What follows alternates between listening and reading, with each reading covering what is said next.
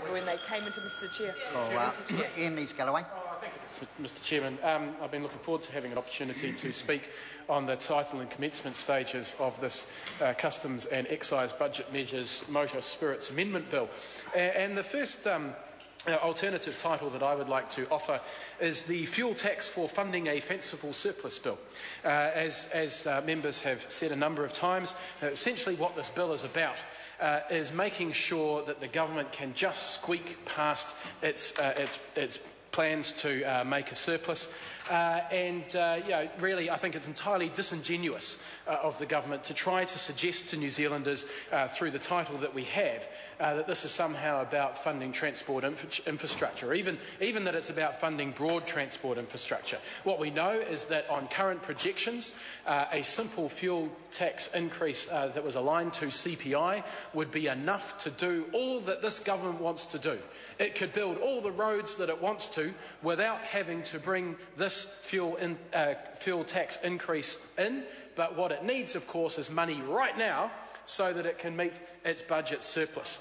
Now, Mr. Speaker, you might have noticed there's a little bit of alliteration in that title. I know another fan of alliteration is Dr. Cam Calder. Now, Cam Calder, it's good to see him in the House now, but he told the medical students today, that he couldn't be at a symposium that they were holding today because he had an important speech to make to the House on the fuel excise tax bill, and that he would have to make that speech at 2 o'clock. Now, the sum total of Cam Calder's contribution to this bill was at about 4:15 when he said, "I move that the question be now put." That is the entire total contribution that Cam Calder made to this. But I know that Cam Calder would love an alliterative title to this bill, like the Fuel Tax for Funding a Fanciful Surplus Bill Amendment Bill, sir. Another good name for this would be the Taxing Middle New Zealand Bill, because that's what this bill actually does. It is part of the government's suite of measures to make up for their unaffordable income tax cuts that they gave to their mates, because they need to get the country back into surplus. And because they gave away those unaffordable tax cuts for the rich, let's be honest, that's what it was, they were tax cuts for the rich. Now the rest of New Zealand, particularly middle New Zealand, are having to make up for that by paying for these fuel tax increases. Another good title for this, sir, would be the Fuel Tax Leaving Out the Regions Bill, because the Minister has said at every opportunity that what this bill is about is funding the government's roads of national significance, those roads of political significance that are all about the highways that run up the middle of the country.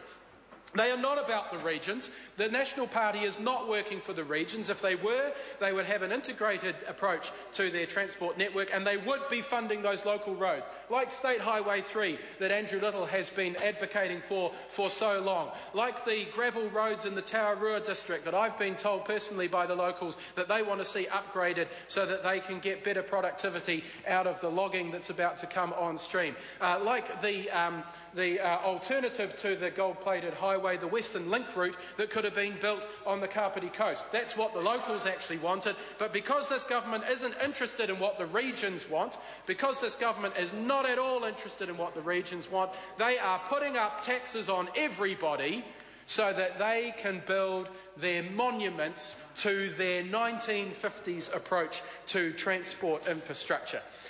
We could call this the Plugging the Gap that Stephen Joyce created bill, because what we know from reading through documents of advice that the Minister of Transport has received is that Stephen Joyce told the NZTA to overspend.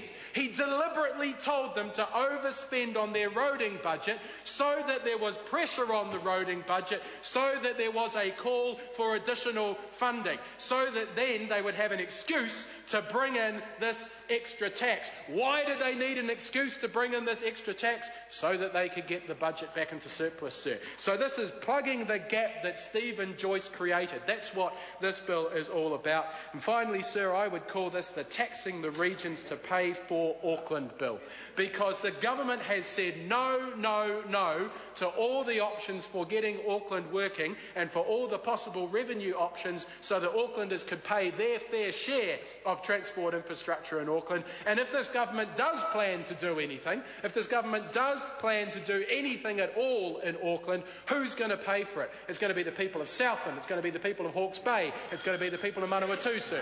The Honourable Trevor Mallard. We report progress. The question is that we report progress. Those of that opinion will say aye. Aye. To the contrary, no. So no. Ayes have it. Ayes have it. Party votes called for. I'll ask the clerk for a party vote.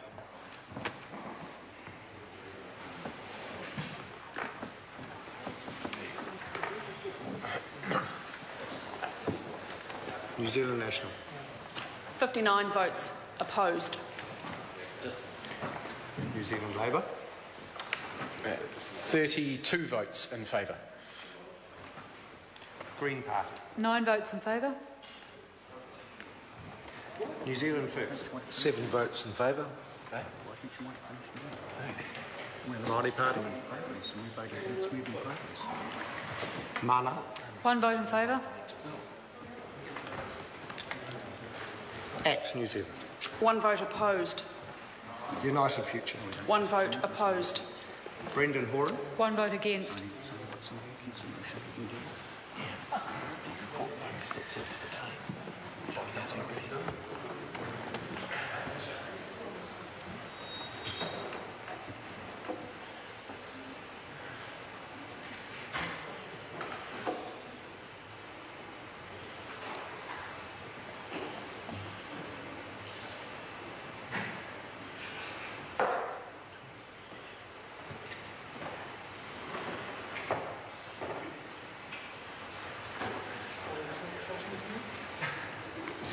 Members, the ayes are 49, the noes are 62.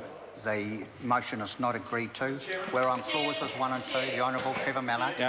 Mr Chairman, I want to, and it's a pity that the attorney has left the chair, Mr Speaker, and if he is available, it would be good if he could help with some of the interpretation that I think needs to occur. I have before me the Interpretation Act, the